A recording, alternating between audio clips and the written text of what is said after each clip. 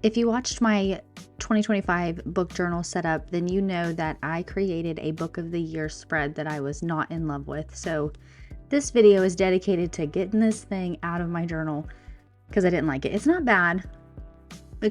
It's not bad, but it's not my favorite either.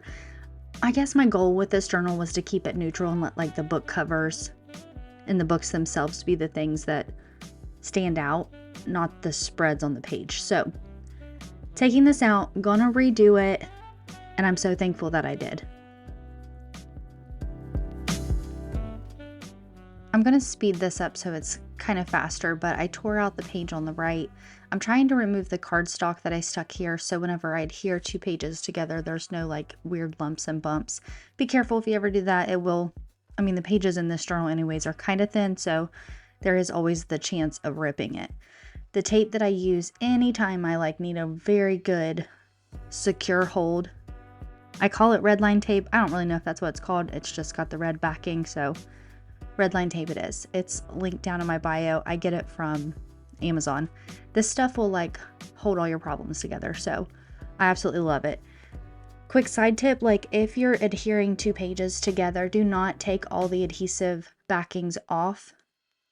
Just start with the one closest to the seam of whatever journal you're working on.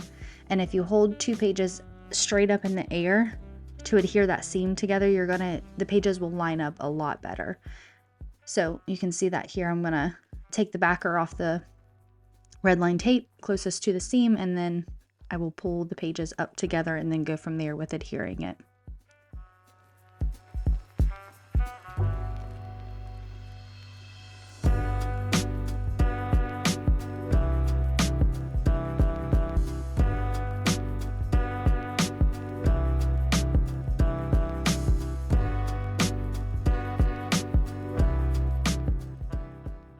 Off camera, I went ahead and made the tick marks that I need for the 12 boxes that'll represent January through December. And then from there, we'll build out the rest of this book bracket so it can go from the month all the way down to the book of the year. And it'll be by quarter. So the first quarter of the year, January, February, March, I'll choose my favorite book out of those 3 months. You'll see as it all lays out, pretty self-explanatory, but I like the way that this turned out so much better.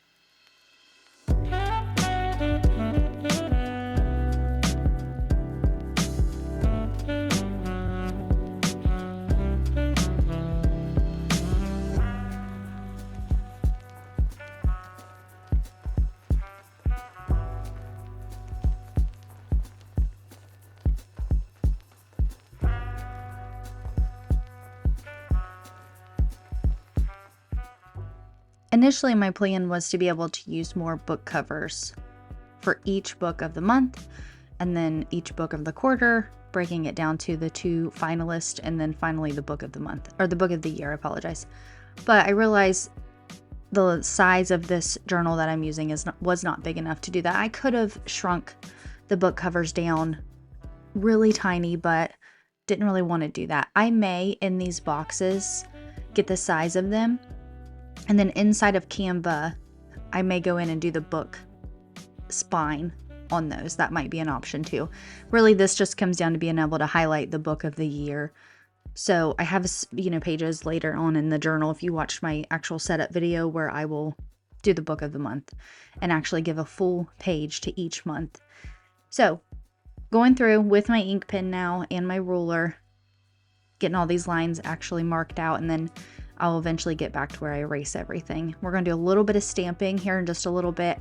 Again, I wanted simplicity in this journal. I want the books themselves to be what stands out.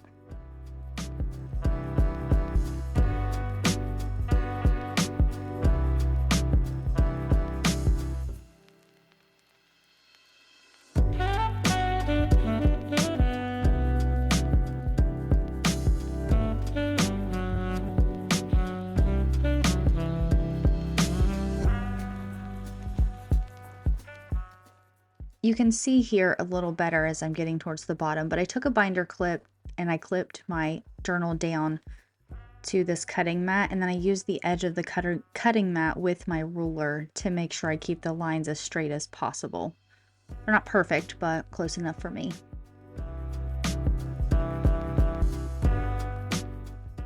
Side note, something I didn't know for a while, if you have a lot of, well, if you're doing any kind of crafting, journaling, and you're using pencils a lot, and then going over it with pen, then you have a lot of erasing to do. Buy a white eraser versus the pink ones. It works 100 times better, I promise.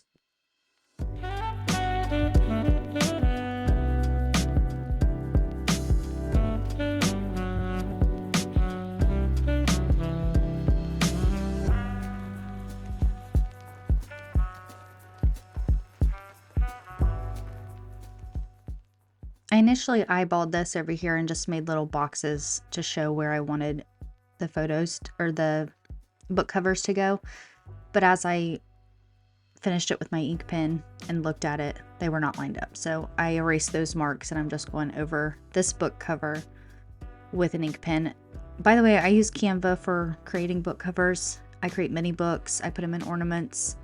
I would like to make a mini bookshelf because I've seen those on TikTok, which is no longer with us. So that's sad to even talk about, but I would like to make a mini bookcase and then the mini books that go in them. With that, I do have on my Etsy shop, it'll be linked down below, but I have the Canva template that you can purchase to create different size book covers. I even have them labeled what size they are, and then I have one labeled for the ornament. So if you want to have a cute little book tree at Christmas, or all year long, actually, you don't even need it at Christmas time. Any way that we can display our books, right? But that'll be linked down below if you guys are wondering how I create these little book covers. And it's already set up to where regardless of which way you make a mini book, regardless of which way you flip it, it will be right side up. So it's already laid out for you. Instructions come with it. Easy template to use. Now this one, I just kind of measured it. I think I made it a 2 wide by 3 tall, which possibly is in that template. I don't remember. If not, you can adjust. If you get the template, you can adjust it. If not, and you use Canva, you can make a 2 by 3 and easily print this out. Now, I'm going to do the lines, and I should have done this with pencil like I've done everything else, but I didn't. I thought I got this. It'll be fine. They turned out a little bit wonky, but you know, it'll be all right. It'll be fine. It's going to have to be because I am not redoing this again.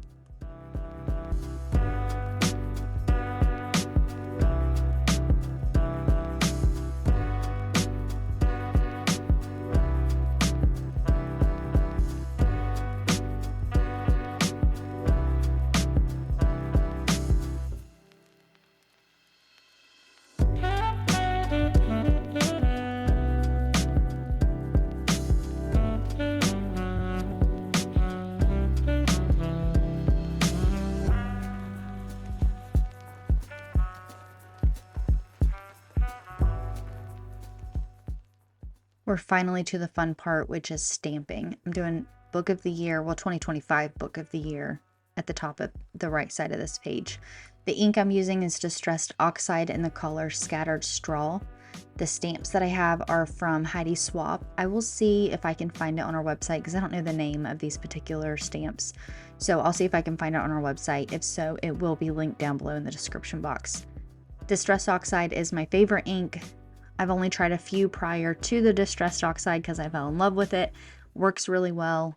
If you need to stamp on, say you're doing your book covers in here and you need to stamp on a glossy photo, get the Distressed ink, not the oxide. The oxide will smear off of it, but the Distressed ink, that will stick to any surface you put it on.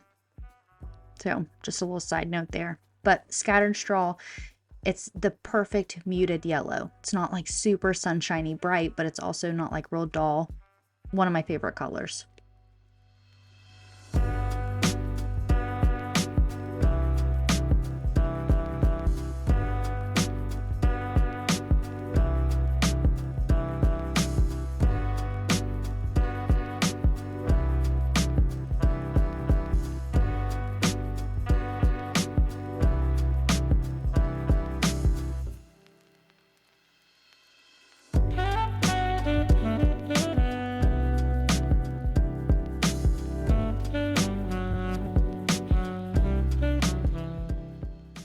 Last little bit of stamping I'm going to do is to note January through December in each of these boxes. These stamps are also from Heidi Swapp. I will also try to link those down below in the description box.